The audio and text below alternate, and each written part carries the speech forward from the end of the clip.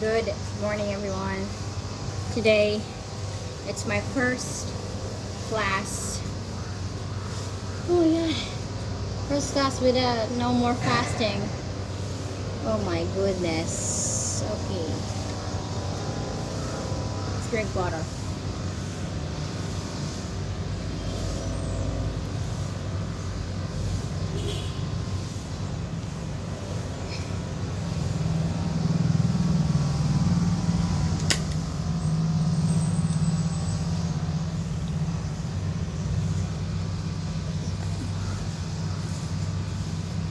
Okay, now.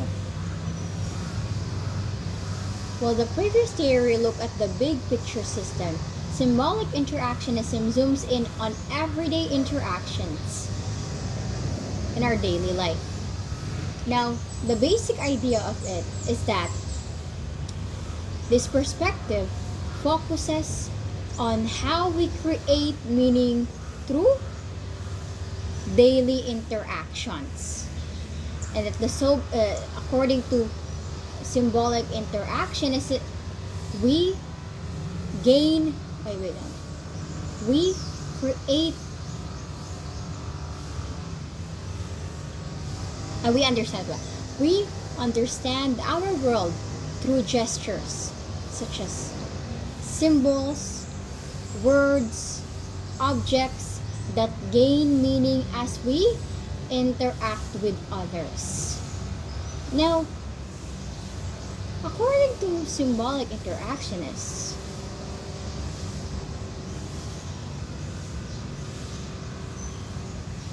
sabi ko na, with others, gender isn't simply biological.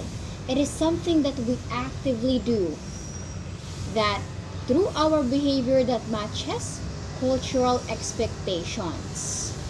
This performances, as countless interaction goes by, this performances starts to feel natural rather than constructed.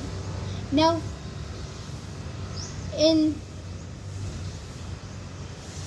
the no, what this means for gender is that when think about what this means for gender, think about the countless ways we enforce gender in our daily life.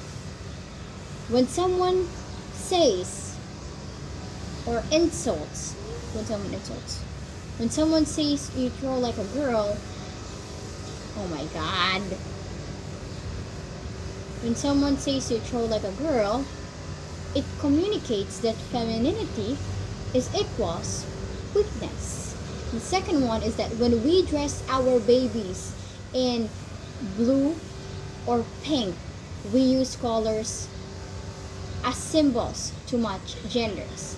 And in social media, filters and representation styles create new spaces for performing gender expectations. Now, this point of view, or the symbolic interactionist, have been particularly useful for it looks at how this view helps. The perspective is valuable because it looks at how gender plays in everyday life. And the second one, it recognizes that people can change or challenge gender expectations. And the third one is that it it, it explaining it explains that gender expression differ across cultures. Explains why gender expression its limitation is that it doesn't fully address the power structures that limit people's ability to redefine gender in their own terms.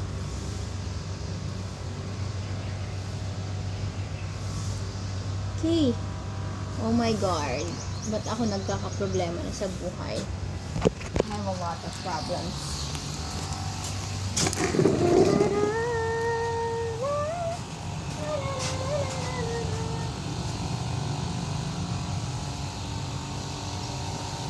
Okay, let's start. Okay. Making sense. Now let's make sense of society. Making sense of society. Three ways to look at how people behave. Now, have you ever wondered, why people act the way they do? Or why society is organized in that way? Social scientists have developed different lenses for us to understand these questions.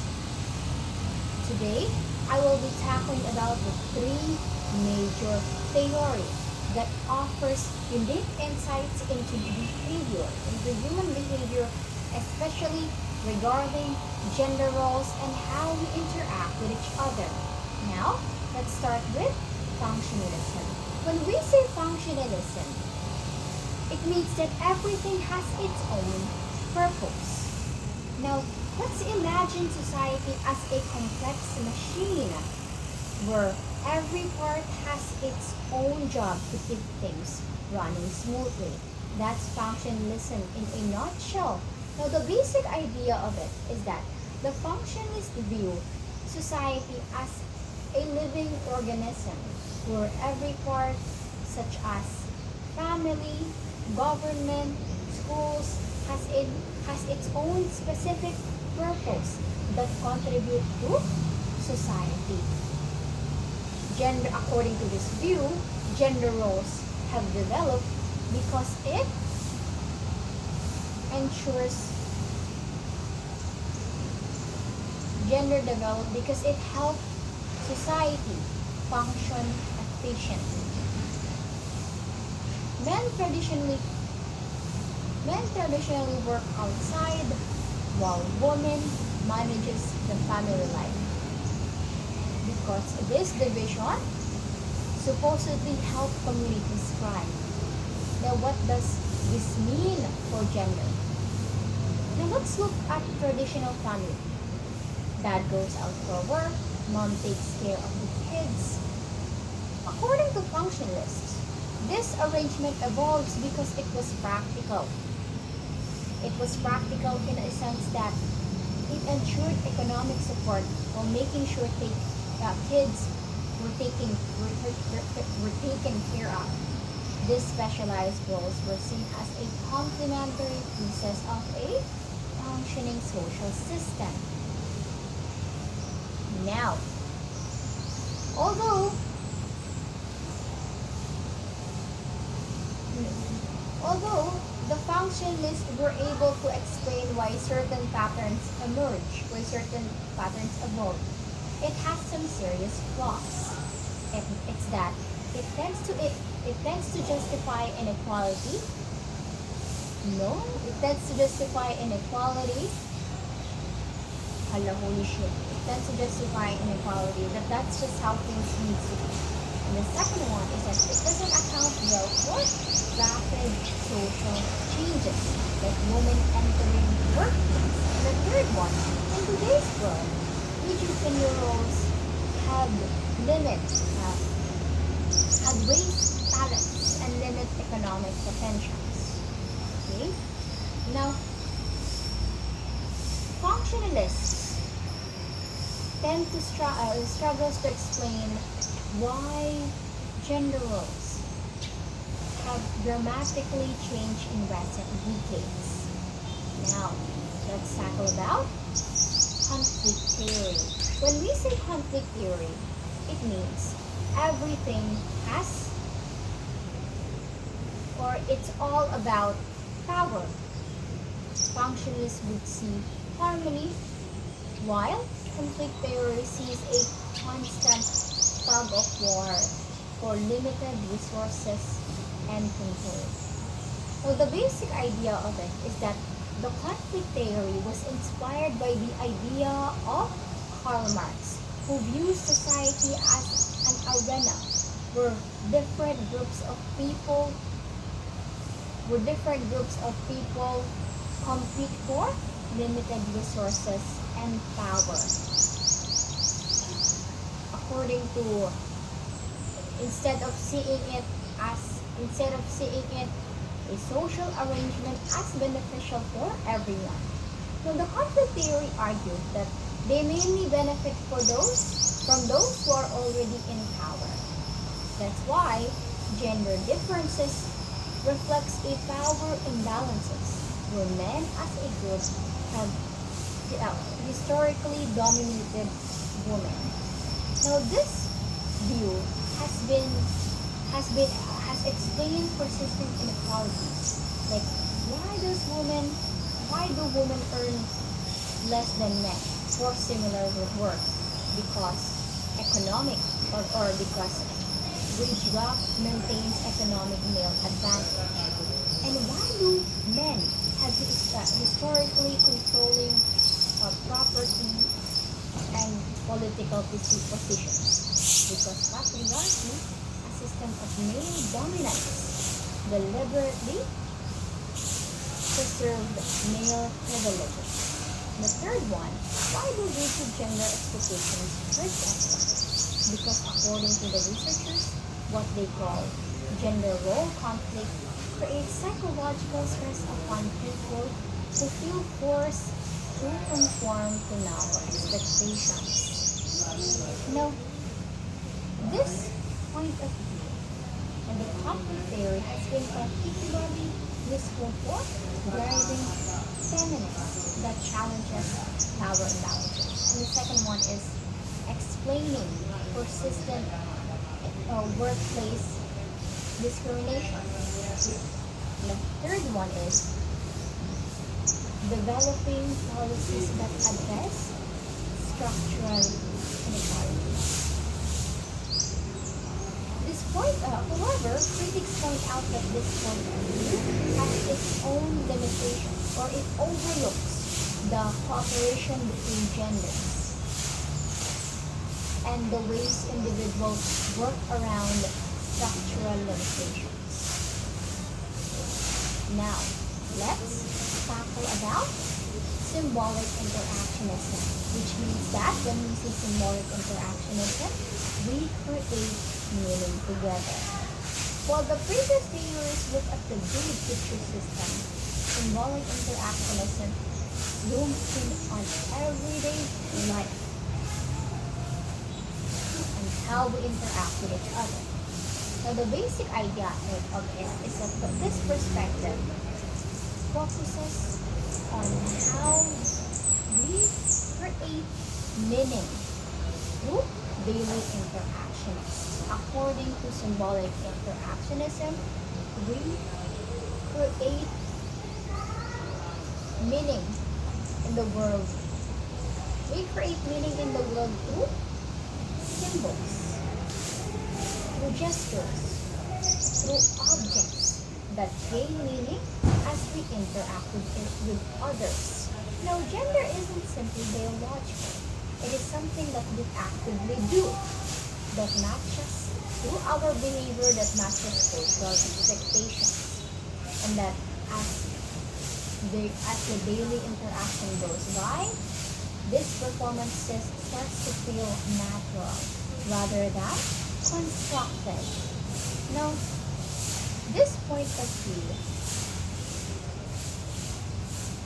now, there are some basic idea of it that as we reinforce gender in our daily lives, there are certain examples like when someone says you feel like a girl, it communicates that femininity is equals with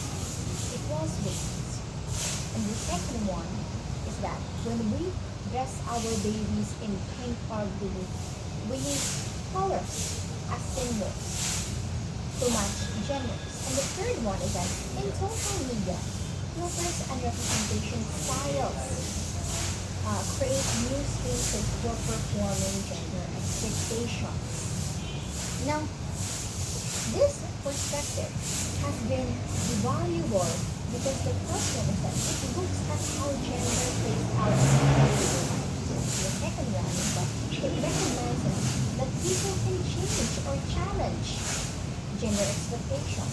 And the last one is that it explains why gender expression why gender expression differ across cultures.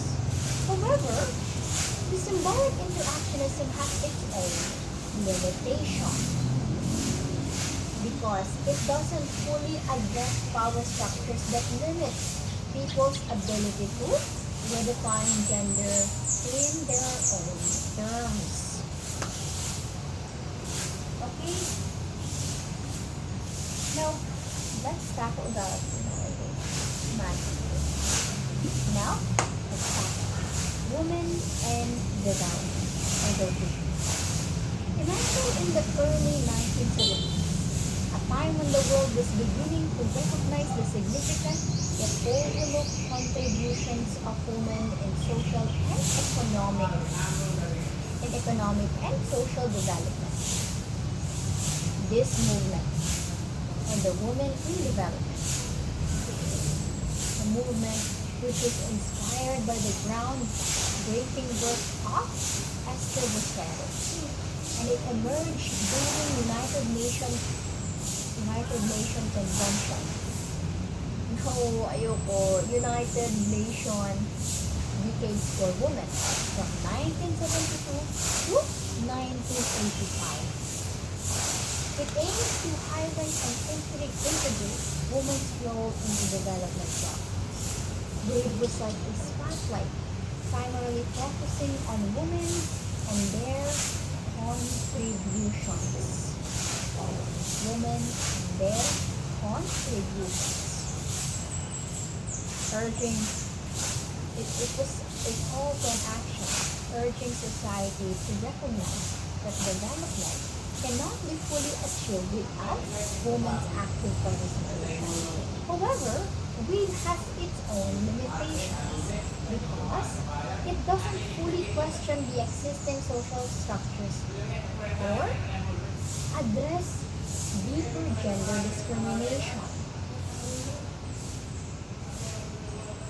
We can think of it as a first step in a long process of journey.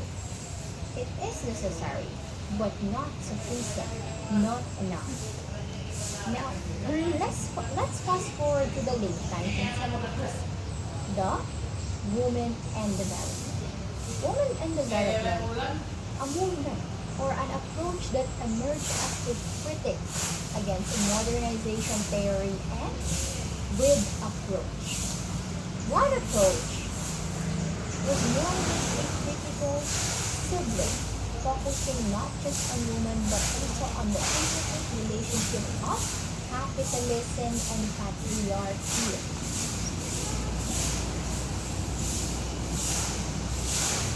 Although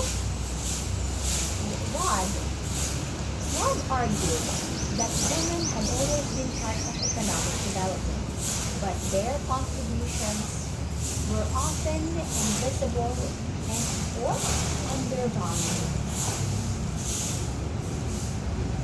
That it brought sharper than to the table, influenced by neo-Marxism and feminist thinking.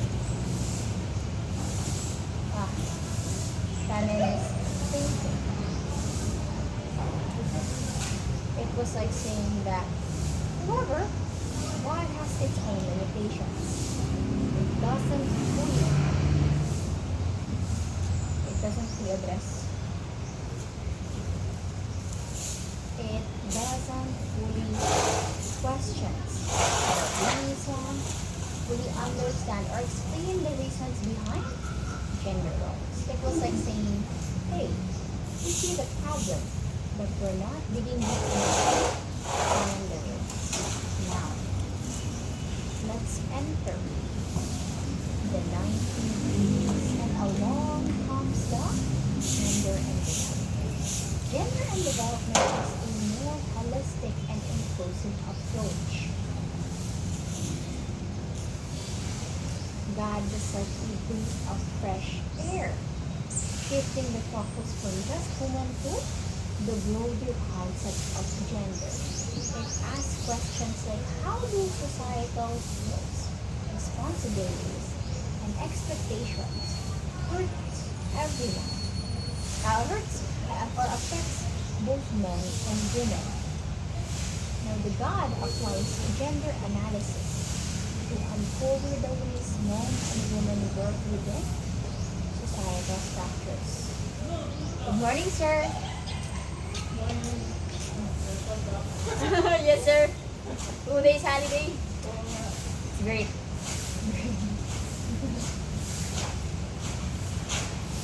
Ito. So,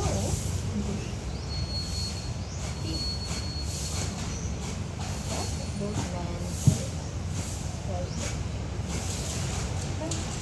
the God. It was inspired by feminist thinking.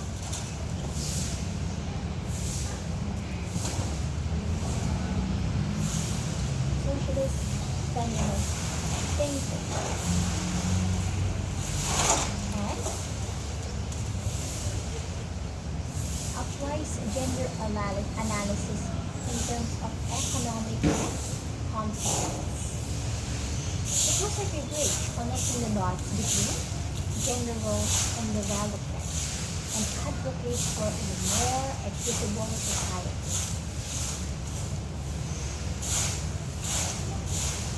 It was influenced by social and 80% gender analysis in terms of economic and competence.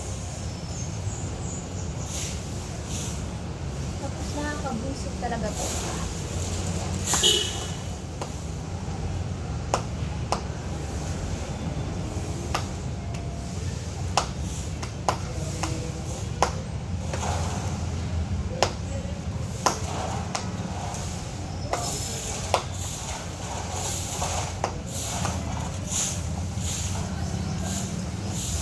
Making sense of society. Ay sali? Wala pa. Later pa sila nga. Sige. Later pa sila ni mga. Ate yung table. Sige lang, last time pa lang. Kanina pa ba? Kanina. Mga 6:26.